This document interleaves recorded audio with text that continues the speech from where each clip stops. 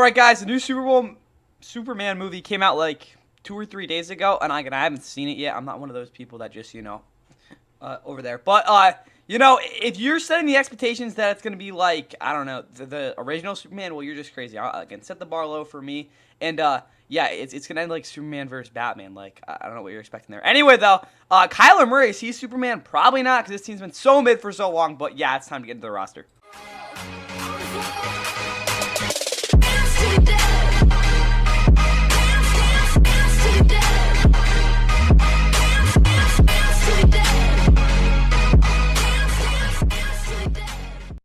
And with that, what is going on, guys? Welcome back to the Fun NFL. Please like and subscribe. Hope you guys enjoy the Arizona Cardinals 2025 roster grades. If you have not watched past roster grades and you're just here to watch your favorite team, the Cardinals, I do not know why that would be your favorite team, but if it is, again, we'll get to this in a second. But again, if you have not watched, like I said, previous ones, go watch the Aura Farm.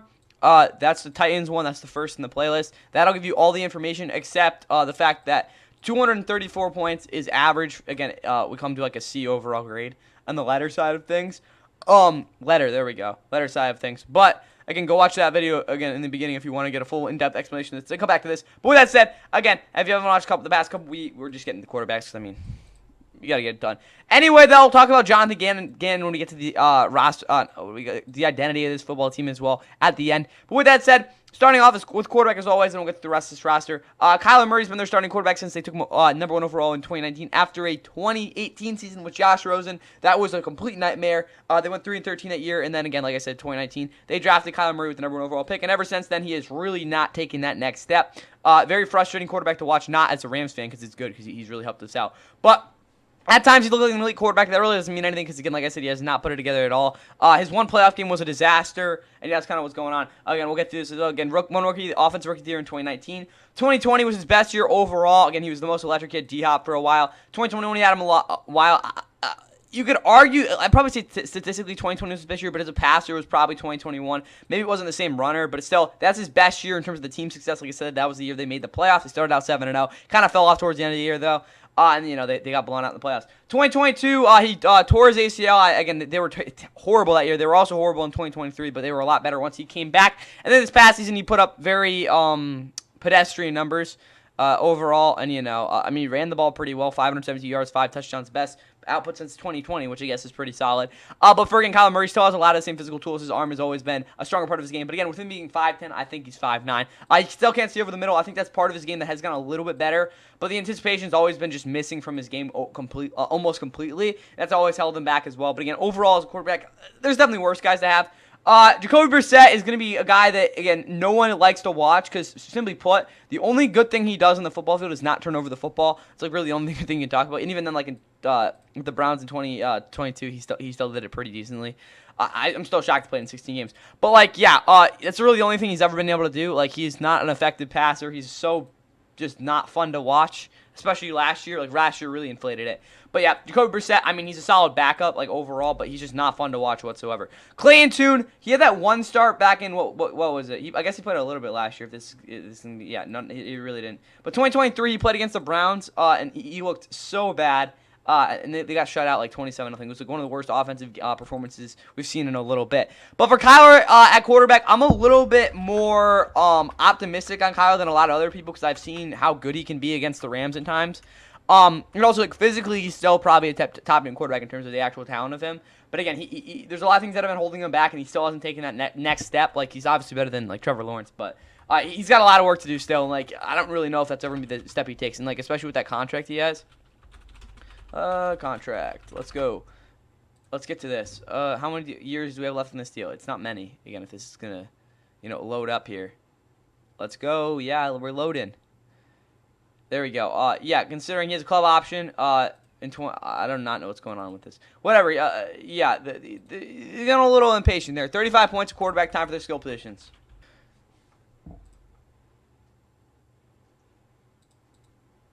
All right, and the skill group for the Cardinals is definitely something that, again, a lot of teams would say is pretty solid, but is it really? All right, that's what I'll say. But, again, we'll start out with running back here with James Conner, who has been a very good player since coming to the desert.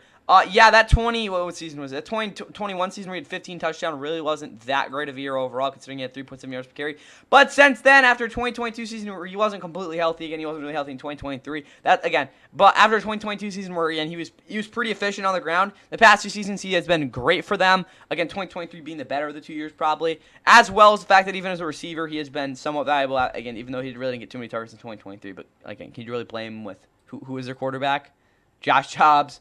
Clayton Tune until Kyler Murray came in. But yeah, James Conner's really solid back. Trey Benson's a guy that I still want to see more out of, but overall as a rookie, he had a pretty decent year. Again, the biggest thing is he's got to be able to break longer runs, and especially as like a third down back in a lot of ways, he's got to be that valuable guy for them because he wasn't that explosive back they really need because, again, you're not going to really expect James Conner to be breaking any massive runs. Amari DiMarcano, he's definitely the fastest guy in this offense, like pound for pound, or stride for stride, if that's what we want to say. But again, outside of a couple flash in the pans, he hasn't really been effective as a receiver or the pass blocker. And again, considering he's just a runner, again, with 24 carries last year and 9.3 yards per carry, outside of him being a flash in the pan once in a while, that's really all he is. He's got to be a little bit more effective for, again, him actually get some carries. Michael Carter, he played last year. I'm being completely honest, I had no idea he played last year. I knew he was on the Cardinals, but I did not think he got any carries. In 2023, again, he had that really good rookie year. Not really good. That promising year with the Jets in 2022 or 2021. But again, really the only game that I remember was this one against the Steelers. Because probably the only film I watched. But yeah, he's a guy who has definitely not been performing great since his rookie year. But if I had to give them a grade at running back, I give it a B. I mean, the depth isn't the greatest, but it probably works. And I think James Conner's a really solid back. So I think that's B. It's gonna be 9, 18. Maybe you could give it a B minus, but like I don't really know. I think I can stick with a B. Then we'll look at this wide receiver core. It's not the greatest. Marvin Harrison Jr. has not proven himself as a number one receiver, and I'll tell you guys that a lot. Again, when we get into the tier rankings. But again, last year he just really him and Kyler Murray really were on the same page, and again that computes to his reception percentage or catch percentage, whatever you want to call it. Overall, though, he still made a lot of big plays, and it was still a decent year, but again, very underwhelming and disappointing from his standards. And again, he was not very consistent at all. So we'll see what he does. He'll be the best receiver in football, though. Again, that one game against the Rams, though, in week 2, which I guess is good. But like, he's got a lot of work to do before you can really tout him as like what we want to see out of him. But yeah, very disappointing rookie year from him. Michael Wilson, I don't know. He's kind of like, I wouldn't say I'm over him, but I don't think he's actually that great. He's never been, again, even as a rookie, with the start of the career he had against like the Niners and stuff, really wasn't a guy that you're like, holy crap, this guy is like a huge big play threat, makes a lot of separation. I would say his body control is pretty solid. He can break tackles a little bit, and he's a physical guy and he has a really good target frame over the middle. But how much can you really use that one? Again, he kind of has a very, simplistic role for him. Again, for that reason, I don't really know with him. Again, we graded as number 3, but as number 2, I'm like, I don't know for sure. Greg Dortch is definitely their best yak receiver, and at times he's been their go-to target. I know that sounds crazy, but like 2022, the first couple games that year, he was their number 1 target before Hollywood Brown finally came along. 2023 wasn't very good outside. Again, I think he had like one good game against like the Bears, and then 2024, it was a year. I don't know, guys. He's a good yak threat. He runs decent underneath routes, but how much that can actually use? I mean, he'll be an okay guy in the slot. There's definitely better receivers, though. Zay Jones. I remember he was on the Jags that one year, but that's really about it because, like, the past 2 years, he has done absolutely freaking nothing. But yeah, I don't know. Zay Jones was good that 2022 year, but since then really hasn't done much. And, he's never been a guy that created separation. Seme Foco's just not very good. Xavier Weaver and the rest of these guys are either special teamers or not going to be in this team. Quez Watkins, holy crap. He had like a couple big catches with the Eagles in 2021, 2022, but that's really about it. Yeah, I'd be shocked if I don't know, maybe he makes this roster. He's probably the most established out of all these guys, up to Zay Jones. So yeah, this receiving room is not great. I'll give them a B minus, C plus. I think that's probably fair. Or more fair. Because Marvin Harrison is probably a number 2 at this point in his career in terms of the consistency we've seen. Not obviously talent.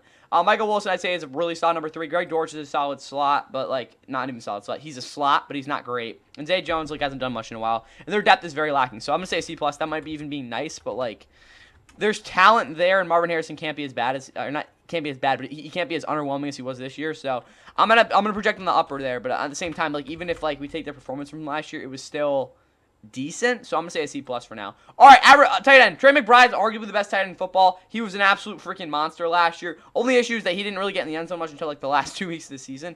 But yeah, he's a fantastic blocker. He's a fantastic pass catcher. He is so good. Tip Ryman can block as well, but also he's like how much? He's like freaking 270. Jesus. Maybe he can become a little bit more of an underneath guy. Maybe break a tackling in there. That could probably make him a little bit more playable. But as a run blocker, and the way this offense is going to work schematically next year, it's really going to open a lot of things up again if he can, become a little bit more of a receiving guy. Elijah Higgins, when he's not, but still, like, you get the point. Elijah Higgins, I don't know. I kind of forgot he was on this team as well. I guess he's okay. I mean, he's been consistent, I guess, like from what I've seen. And then you got Josiah DeGuara, who I'm not even kidding, I thought was, like, he was, like, literally the most, honestly, after that 2021 season, he was probably the Packers' most established or proven receiver on that offense. Before, again, a guy like Tyler Kroft and what is called Luke Musgrave and, all those rookies came in. But, yeah, if I had to be honest, this tight end room is obviously an A+, because you have the starter. But, I mean, the depth is a little bit, it leaves a little bit to be desired. But that's going to be 24 points tight end. Let's look at this offensive line. All right, O-line time. Pierce Johnson is still a guy that I think has a little bit more to prove, but on like an actual like basis of him like being worth that number 6 pick, he's been almost all again worth it. Again, he hasn't really taken that step to being an elite player by any means, but he looked really freaking good a lot of points last year, and especially as a pass blocker, which is what you need out of him. But at the same time, like, is he going to be a guy that is going to be like a big time run blocker and he's going to be able to really set the edge? I don't know for sure just yet, but again, from what I've seen on film, he's looked really good and really poised, and again, he's been able to sink his or just really just ground his feet really well, and that was something coming out like a little bit of an issue, but he's been really good so far for them. Calvin Beachum, he's like freaking 40. Really, the only point he's on this roster is that he can kind of move guys. That's really about it though, because he's so slow and just not really a good blocker anymore. He's on Clay. What do you expect? But still, outright as a backup guy, I mean, there's definitely worse guys to have, but actual like performance-wise, not the greatest. Evan Brown is not a guy that I'm looking forward to watch this year because he's just so boring to watch. But, like, at the same time, he's, like, at the very worst, he's, like, I don't know, an average player. Or at the very best he is, and at the very worst he is, too. I don't know. Evan Brown's not a guy that I'm, like, too concerned about his performance. He'll be okay, but, like, he's just not very good. I don't know. Hayden Connor's just there. That's probably the best way to put him. He was okay at Texas. I mean, he kind of just, like, was a freaking waste of space out there. But at the same time, like, he wasn't, like, completely laying on every play, so I guess that's something. He's got some good tools, though. He's really, like, again, especially against those chop moves, he's really good at stopping those because, again, he's just got some really strong arms. But, like, at the same time, how long is that going to actually, like, benefit you when you're kind of slow? Anyway, though, he's fine.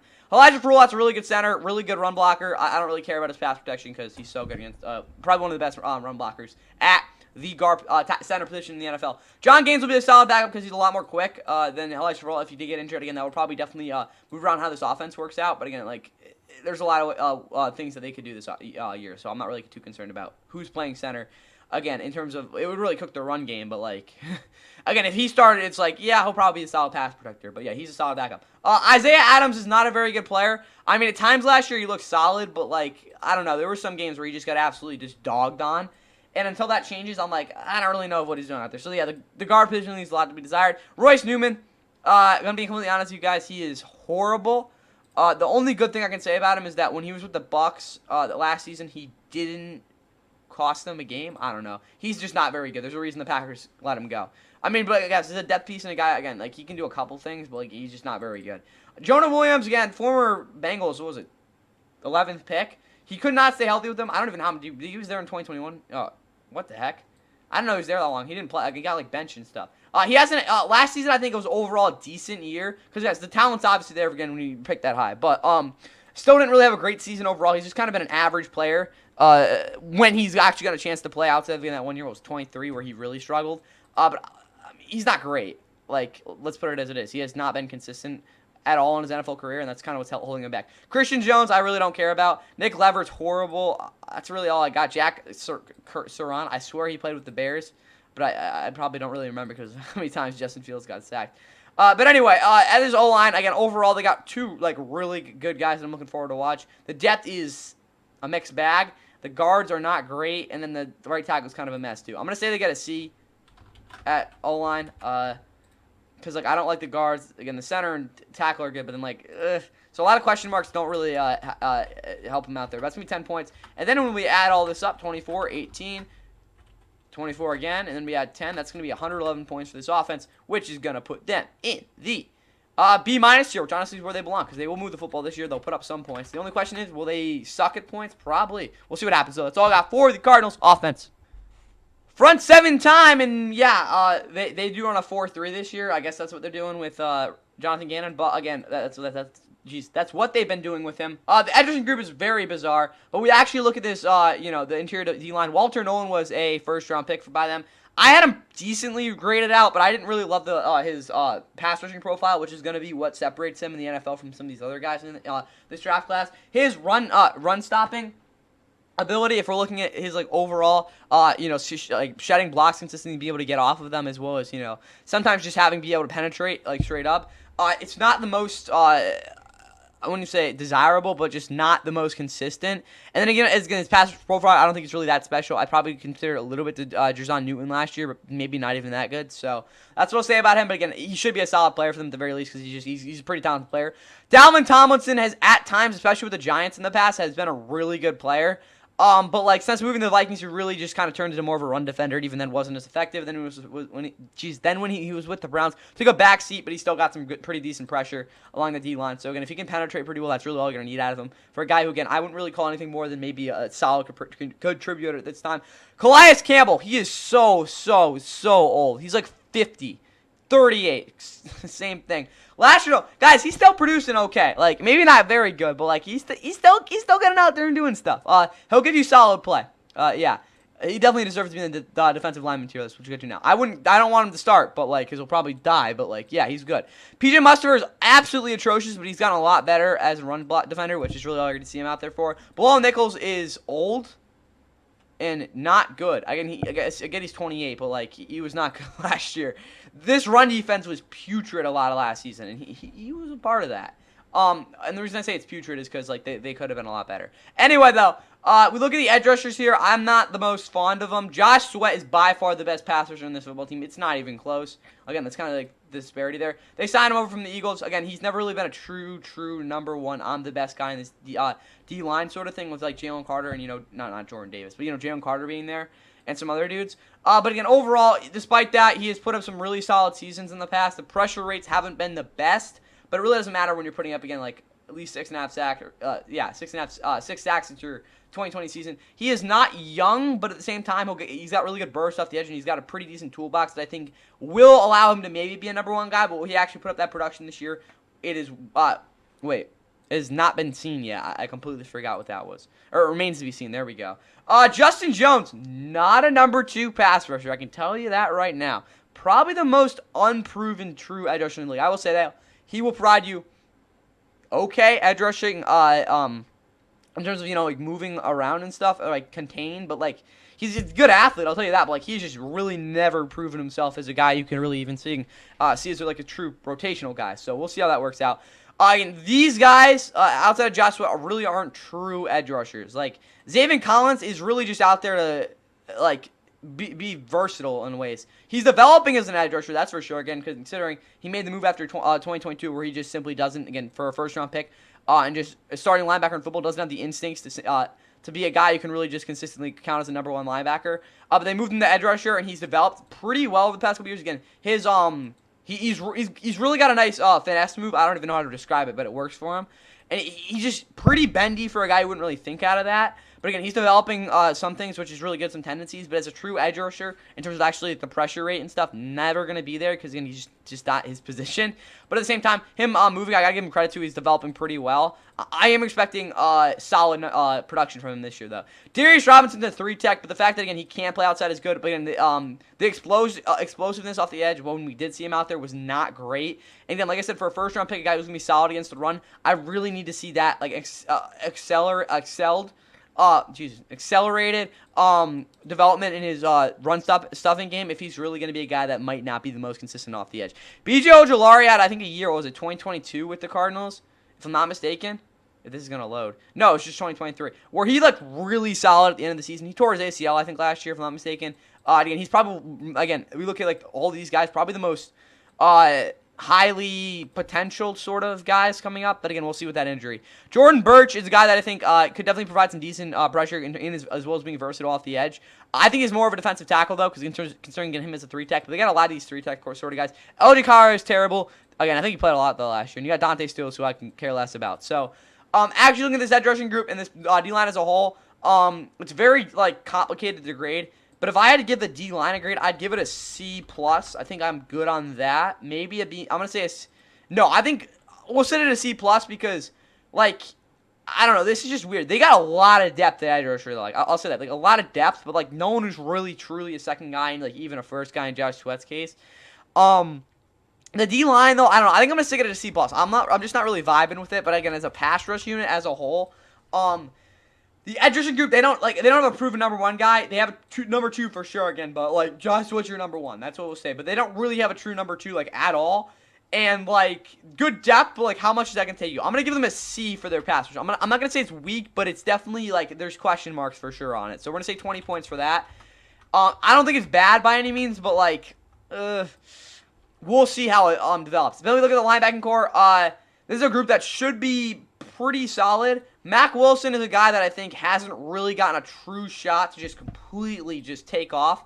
Last year he started, I understand that, but, like, I think Jonathan Gannon definitely held him a little bit of a leash. And again, really only year he actually like got a pretty decent exposure was his rookie season, where he was horrible in coverage. The past couple years, he's kind of like, I would say, developed pretty good habits there. But again, he's understand that I'm more of a zone guy. That's how I'm going to be able to make plays. He's a very free-flowing player as well, which is good to mention for him. But I would like to see him kind of take that next step and really like become more of a playmaker, because if he's able to do that, that'll really help out this defense. Owen Pablo's a solid backup run defending base player. Michael Walker's not good. He's horrible, like just unplayable without his coverage, to be completely honest there. Akeem Davis-Gaither, he's never really been an average player at all in his career, kind of just below average. But with the Bengals the past couple of years, again, I get benched after 2022 season where he was not great. But he has his athleticism is just, again, he's able to make plays. Like, that's what's going to keep him on the field. But again, as true middle linebacker, definitely question marks there. But I don't think he's a bad player. Again, he's just never really, like, production-wise and on film, been like an actual average NFL player. It's been a little bit below. But he does give you some good things. Other guys, that up here is just not great. Baron Browning's probably, if I had to guess, the most established, maybe not even established is the right word, the most intriguing guy on this defense just because of his versatility. In 2023, they played him as an edge rusher a lot, but I don't really love that for him because, again, he's not really a sub linebacker either. They're going to use him in some way. It's going to work out, even though last year he really didn't play great for most of the season after getting traded. So I don't really know what to expect out of Baron Browning, but he's a very talented player. We'll see how, not very talented, he's a talented player, and we'll see how that works out. For this linebacking core, yeah, again, I think it'll be pretty solid, again, overall with how they'll be used, but, like, again, as an actual group, they're still not that proven. So I'll probably put them at a C+. That might, I'm going to say sit at a C, but I think they'll be actually not too bad this year. But again, there's still, again, like I said, a lot to be proven there. That's all I got for the linebackers. Time for the secondary. And looking at this Cardinals secondary, I like a lot of guys in this group. But again, we'll start out with cornerback. Will Johnson was like my fourth or fifth guy on the board. Again, he fell way down because of like the freaking knee issues. And whoever tells you that he played worse than he did in 2024 as he did in 2023, I mean, that holds some truth. But on film, guys, that's like saying, like, Kyle Hamilton, what wouldn't be a free safety when he was coming out. Like, that's just complete, like, freaking, it's just, propaganda, to be honest with you guys. Like, Will Johnson will be freaking great this year. I'll tell you that right now. Like, I'm convinced on that. So, again, I love them coming out, and I think he'll be great. Jalen Jones, oof. This is just not a guy that is very good.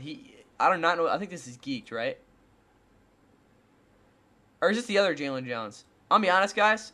Where is he? No, we're geeked. We're going to figure out if this is the right Jalen Jones, because... Yeah, there we go. No, not this. This one. There we go.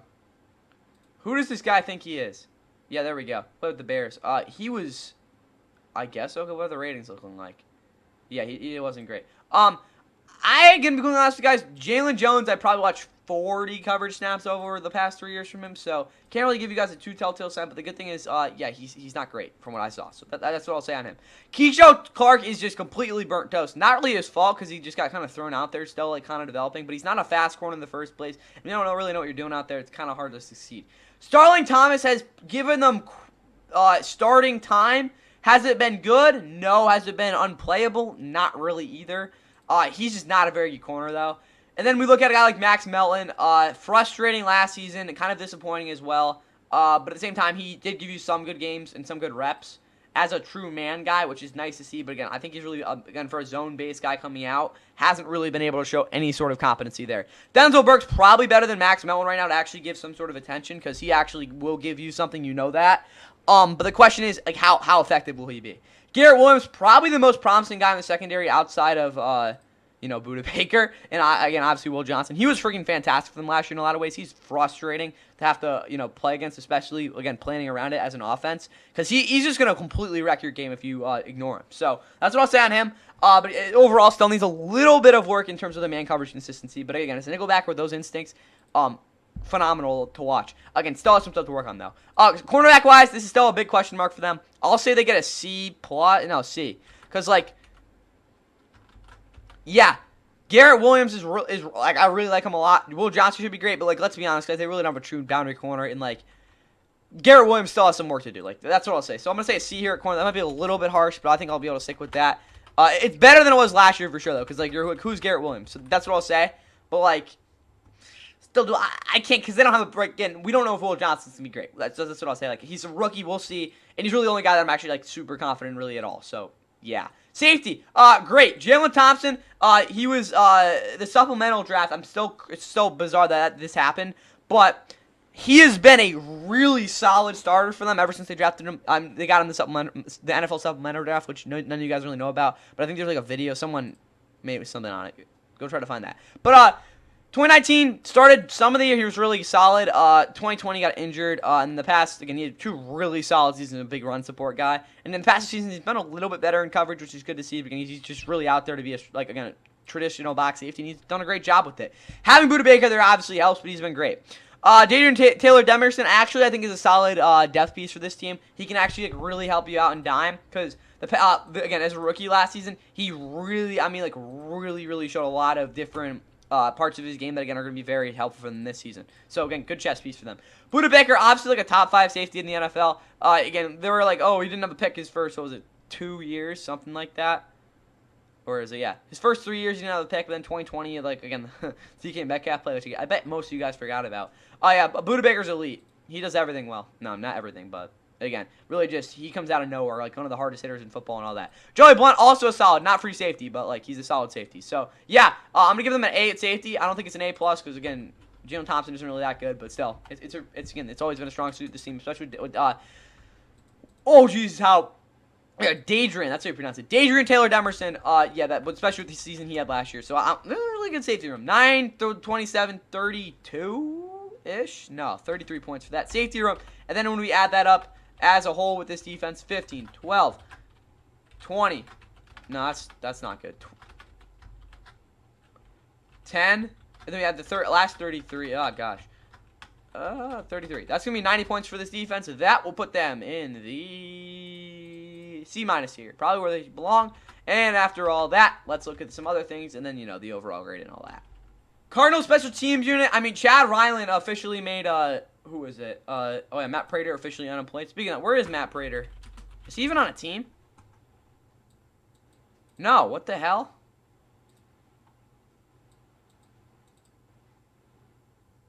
I'm so confused.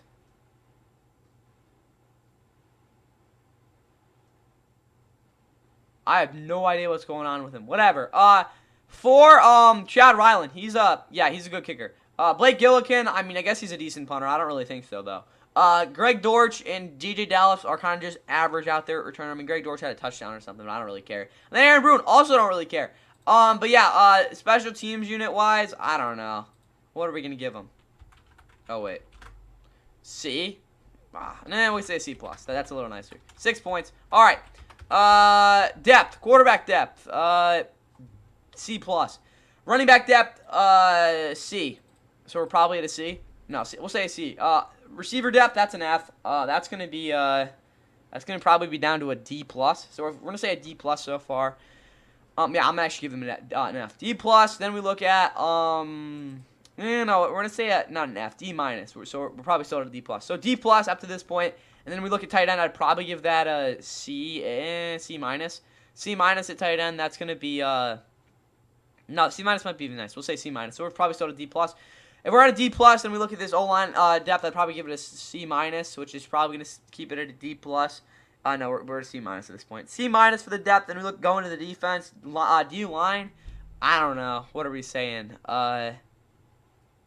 C-ish? Yeah, I'm going to say a C+. So C+, we're probably up to a C. Then we have the pass rush depth, which I actually think is pretty decent, like, I guess. I don't really know.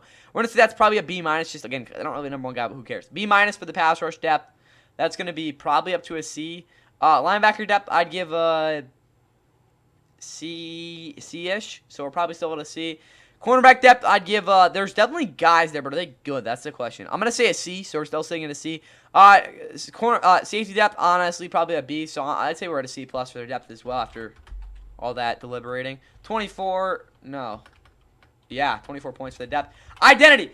Jonathan Gannon's going to need to do something this year. Otherwise, he's going to get fired. Either whether it's deserved, which it probably will be, because, again, if you don't do anything for 3 years, I mean, like, what the heck? So, and in some cases. They're like, kind of out of the rebuild. Not really, but still. Yeah. Offensively, it's like, Kyler, like, do something. And, like, again, Marvin Harrison. So, there's a lot of pressure on certain people, which is never a good thing. So, that's going to probably be a C- for this defense. Again, outside of, again, for the Bills. So, I'd say a C- for the offensive identity. We'll see. Defensively, they're not the most talented. And, again, and some guys are going to really, again, like I said, have a lot of pressure on them. And especially these safeties, they've been able to hold the fort down somewhat well for a while now. So, again, they're pretty inconsistent. I'm going to say I'll give them a C and probably a C overall for their identity. It's like, we'll see, but, like, they haven't really gone anywhere yet. So, like what's going to happen? Like, kind of like the internal struggle there. That's all I got for the Cardinals, though. Time for the overall grade. All right, time for the Cardinals overall grade. 256 points. That's going to put them in the C+ tier. I guess that's good. Kind of a mid-roster, guys, not going to lie. Good players in some positions. I really, again, like I said, it's the name of the video. Who that actually gives a crap about the Cardinals? I don't know. Someone made like searching for the worst sports team in history. This is the team. Like, they're so just not good, guys. Like, they're so mid at, like, this point. And, like, I don't know what to say. Like, this team's got to actually do something. Like, the Rams, again, I get they got absolutely butt slapped by them. If it wasn't for Trey McBride having not being able to catch a touchdown, the Rams probably wouldn't have made the playoffs or something like that. But I don't really care. Yeah, Cardinals, do something, and then, you know what, make me care. That's all I got for them, though. Good luck to their training camp. I'll see them for the predictions and stuff. Yeah, and yeah, here's I think it's another number one pick, something like that. And again, Ivory sidestepping, stays on his feet. Ivory breaks another tackle. Chris Ivory, what a run! Touchdown, Jets! Spectacular, Chris Ivory, 31 yards. Tremendous effort. Well, he taught the rookie Neville Hewitt a big lesson. Hewitt playing linebacker here. Number 46 is going to hit him